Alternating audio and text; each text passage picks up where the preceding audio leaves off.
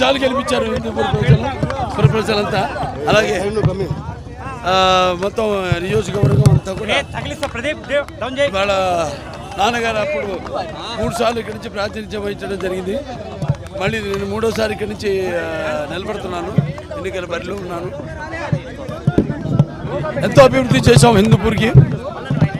అంటే ప్రతి వాళ్ళ గుండెల్లో ఆ కుటుంబం అంటే ఒక అభిమానం. ఎందుకంటే చెప్పిన మాట నిలబెట్టుకుంటారు వీళ్ళు, చేస్తారు, అభివృద్ధి చేస్తారు.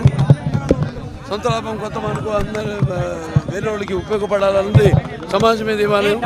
ప్రజల దేవుళ్ళు అందరూ నేను ఖర్చుకుంటే నేను ఒక నాన్నగారు ఆయనే స్ఫూర్తిగా తీసుకుని మరి ఇక్కడ హిందూపూర్ నుంచి 2 సార్లు ఎన్నో అభివృద్ధి కార్యక్రమాలు చేపట్టాం.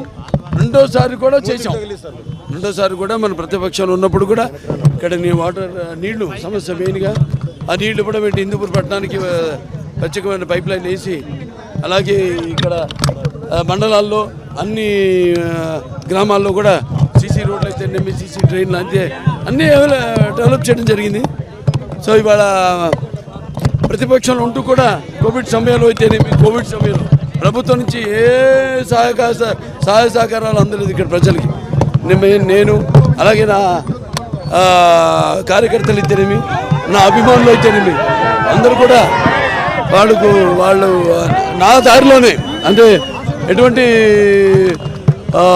విపత్కర పరిస్థితి వచ్చినా వాళ్ళందరూ కూడా మేమంతా కూడా నాన్నగారిని ఆదర్శంగా తీసుకుని నేను ముందుకెళ్ళటం, ఆయనకి వాళ్ళు అభిమానులు కూడా కార్యకర్తలు అయితేనేమి అందరూ కూడా చేయడం జరిగింది. అలాగే ఎన్నో ఊళ్ళలో మనం కలవట్లు కానీ సీసీ ట్రైన్లు ఇవన్నీ కూడా ప్రతిపక్షాలు ఉంటూ కూడా డెవలప్ చేయడం జరిగింది. అలాగే ఆరోగ్య రథం, ఎన్టీఆర్ ఆరోగ్య రథం అయితేనేమి, లేకపోతే ఏదైతే అన్నా క్యాంటీన్ తీసేశారో ఇక్కడ మన మళ్ళీ రోజుకి 400 మందికి ఉచితంగా భోజనాలు పెట్టడం, ఇవన్నీ కూడా చేస్తూ ఉన్నాం. సో ఇవన్నీ ప్రజలు గమనిస్తూనే ఉన్నారు. ఇక్కడ ముఖ్యంగా రాష్ట్రం కూడా చూస్తే మనం ఎంతో 15 ఏళ్ళు 20 ఏళ్ళు వెనక్కి పడిపోయింది మన రాష్ట్రం అన్ని విషయాల్లో. అంటే ఉద్యోగ కల్పనలో అయితేనేమి, అభివృద్ధి సంక్షేమ విషయాల్లో అయితేనేమి, మొత్తం వైద్యం, విద్య అన్ని విషయాల్లో రాష్ట్రం ఎంతో వెనకబడింది. ఇప్పుడు మళ్ళీ దాన్ని పునరావృతం చేయాలి. ప్రపంచ దేశాలకే ముందు చూపు, అంటే విజన్కి ఆదర్శం నారా చంద్రబాబు నాయుడు గారు. మళ్ళీ ఆయన ముఖ్యమంత్రి కావాలని అందరూ కోరుకుంటున్నారు. అలాగే ఇక్కడ మేము చేసిన అభివృద్ధి కార్యక్రమాలు ఏంటి అన్నీ ప్రత్యక్షంగా కనపడుతున్నాయి మన కళ్ళ ముందు, అన్నీ చేసాం. సో ముందు కూడా ఇక్కడ ఉన్న మౌలిక సదుపాయాలు అయితేనేమి, అంటే భౌగోళికంగా అయితేనేమి, మనకి ఎయిర్పోర్ట్ ఉంది, అన్ని రకాల పక్కన హైవే ఉంది, సర్ఫేస్ ట్రాన్స్పోర్టేషన్ ఉంది. ఇంకా బ్రహ్మాండంగా నాన్నగారు ఆనాడు తుమ్ముకుట్టలో ఈ ఇండస్ట్రీ పార్క్, అంటే ఏదైతే పారిశ్రామిక వాడ ప్రారంభించడం జరిగింది. చంద్రబాబు నాయుడు గారు వచ్చాక మన హెచ్ఎన్ఎస్ఎస్ కెనాల్ ద్వారా ఇక్కడ నీళ్లు ఇవ్వడం జరిగింది. కియా లాంటి పరిశ్రమలు, అలాగే ఐఐటి లాంటి విద్యా సంస్థలన్నీ కూడా తీసుకొచ్చారు. ఇటు మన హిందూపూర్కి అయితేనేమి, ఇటు మన అనంతపురం జిల్లాకి అయితేనేమి, మన సాయిబాబా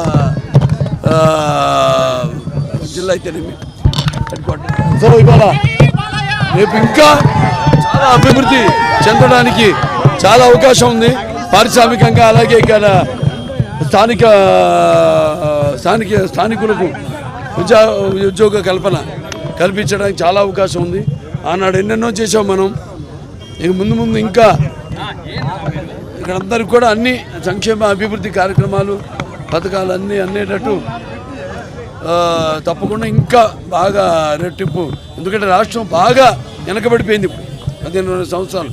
సో దాని యుద్ధ ప్రాతిపదికత మీద మనం రాష్ట్రాన్ని అభివృద్ధి చేయవలసిన అవసరం ఉంది.